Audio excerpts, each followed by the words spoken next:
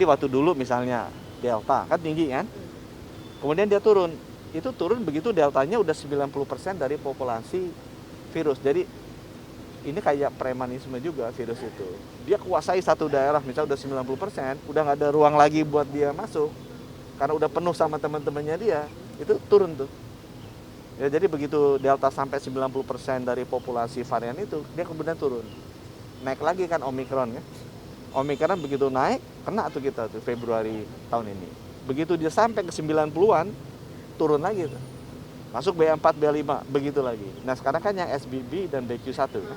Nah buat informasi teman-teman, populasi varian XBB dan BQ1 itu sudah di atas 80% dari seluruh varian yang ada. Jadi dia sudah men-take over si BA4 dan BA5. Itu adalah ciri-ciri di mana dia mulai jenuh. Pada saat itu nanti akan turun.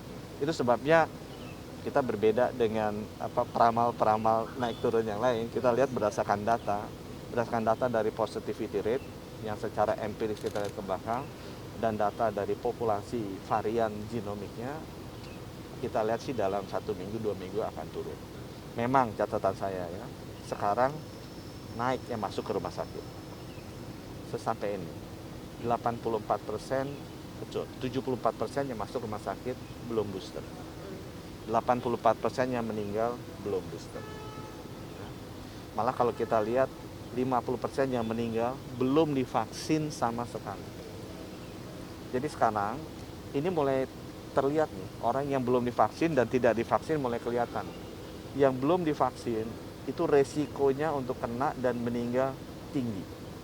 Karena 50% dari yang meninggal di rumah sakit kita adalah orang-orang yang belum divaksin.